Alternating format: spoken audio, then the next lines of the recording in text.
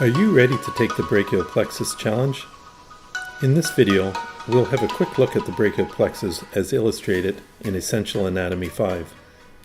At first glance, the anatomy of the plexus looks like a tangled network of nerves, both intimidating and complex. We're going to simplify the anatomy using a traditional line diagram of the plexus. In the line diagram, we'll artificially separate the components of the brachial plexus for illustration purposes.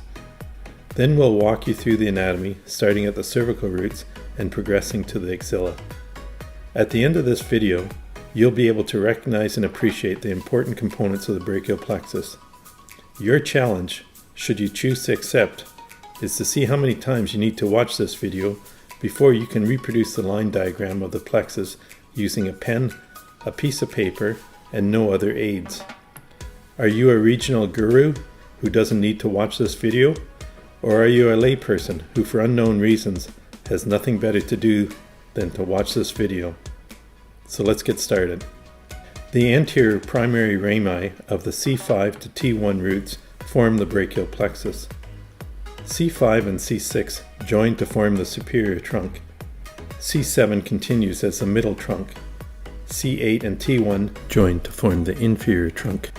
Each of these three trunks divide into an anterior and posterior division to form the lateral, posterior, and medial cords. The cords then continue as branches, forming the classic M shape of the brachial plexus. The lateral cord continues as a musculocutaneous nerve and supplies a branch to the median nerve.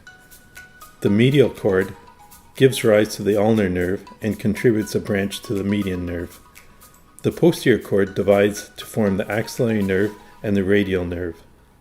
Other smaller nerves include a dorsal scapular nerve, which arises from the C5 root, the suprascapular nerve, which arises from contributions from C5 and C6 in the upper nerve trunk, and the long thoracic nerve arising from C5, C6, and C7.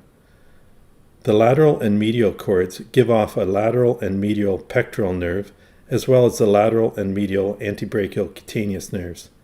Finally, the medial brachial cutaneous nerve also arises from the medial cord.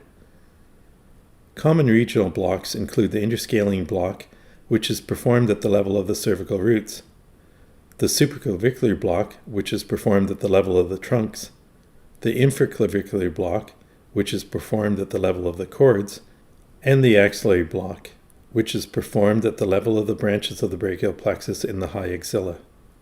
A superior trunk block at C6 may be used for shoulder surgery. This block provides similar anesthesia to an interscalene block, but spares the phrenic nerve and its associated reduction in pulmonary function. So let's have another look at the line diagram of the brachial plexus and commit it to memory. We see the roots, trunks, divisions, cords, and branches as the plexus traverses from the neck to the axilla. How can we remember this? There must be some simple mnemonic we could use. How about remind the doctor to consider a block? Remind the doc to consider a block. Roots, trunks, divisions, cords, and branches. Hey, I like it! So now let's get back and review the real anatomy of the brachial plexus using Essential Anatomy 5 and our mnemonic, remind the doc to consider a block, to recall the roots, trunks, divisions, cords, and branches of the plexus. The anterior cervical roots of C5, 6, 7, 8, and T1 form the brachial plexus. C5 and 6 form the superior trunk, C7 continues as the middle trunk, C8 and T1 form the lower trunk. Each of these three trunks gives off an anterior and posterior division to form the cords. The lateral and medial cords then proceed to form the classic M shape of the plexus, giving rise to the musculocutaneous, median, and ulnar nerves, while the posterior cord branches off to form the axillary and radial nerves. Going back to C5, we can see the long thoracic nerve and the dorsal scapular nerve coming off the C5 root. The suprascapular nerve comes off the superior trunk and wraps around the suprascapular notch.